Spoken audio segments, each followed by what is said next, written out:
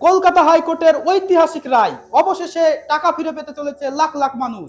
2011-12 সাল নাগাদ পশ্চিমবঙ্গের বিভিন্ন জেলায় জেলায় বাড়ি বাড়ি গিয়ে বিভিন্ন এজেন্ট টাকা তুলে নিয়ে আসতো এবং সেই টাকাগুলো বিভিন্ন কোম্পানিতে জমা করা হতো এবং তাদেরকে বলা হতো যে সেই টাকা 1 বছর কিংবা 2 বছর পর ডবল কিংবা কিছু টাকা ইন্টারেস্ট সহ ফেরত দেওয়া হবে এবং সেই কোম্পানিগুলোই পরবর্তীতে সেই সাধারণ মানুষগুলোর সঙ্গে স্ক্যাম করে ফেলে। অবশেষে কলকাতা হাইকোর্টের নির্দেশে সেই সমস্ত খেটে খাওয়া সাধারণ মানুষদের টাকাগুলো ফেরত দেওয়ার প্রক্রিয়া শুরু করা হলো। তবে কিভাবে ফেরত পাবেন সেই টাকা, তার জন্য আপনাকে মেনে চলতে হবে কয়েকটি শর্ত। তো শর্তগুলো কি কি, একে একে সেগুলোই আপনাদের সামনে তুলে ধরবো।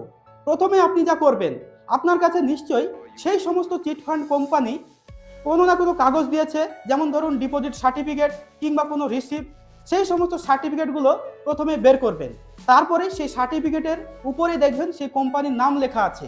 আমার পিন কমেন্টে আমি সেই কোম্পানির ডিটেলসগুলো দিয়ে দেবো, যে সমস্ত কোম্পানিগুলো বর্তমানে টাকা ফেরত দেওয়ার জন্য প্রস্তুত হয়েছে।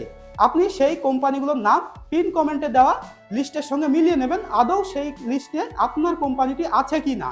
যদি মিলে যায়, পরবর্তীতে আপনার বেসিক যে document, Aadhaar card, voter card, PAN card এবং ব্যাংক অ্যাকাউন্ট কিংবা ক্যান্সেল যে কোনো একটা চেক, এই সমস্ত ডকুমেন্ট এবং তার সঙ্গে যদি আপনার কোনো নামের বানান ভুল থাকে তাহলে সেই ভুলের জন্য ফার্স্ট ক্লাস অ্যাফিডেভিট।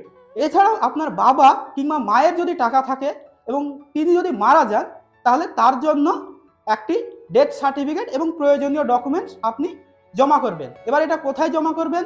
আপনার নিকটবর্তী যে কোনো সাইবার ক্যাফেতে যাবেন। আপনাকে সহজের জন্য বলছি, যে কোনো নিকটবর্তী সাইবার ক্যাফেতে যাবেন, বাকি কাজটা তারাই করে দেবে।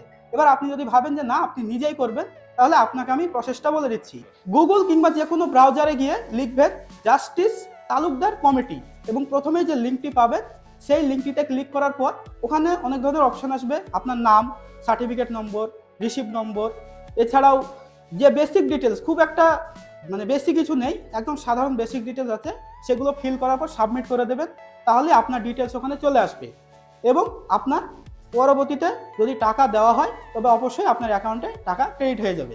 এখন দেখার বিষয় এটাই, সাধারণ মানুষ যে আশা দেখলো, এই আশা দীর্ঘস্থায়ী হয় নাকি মলিন হয়ে যায়?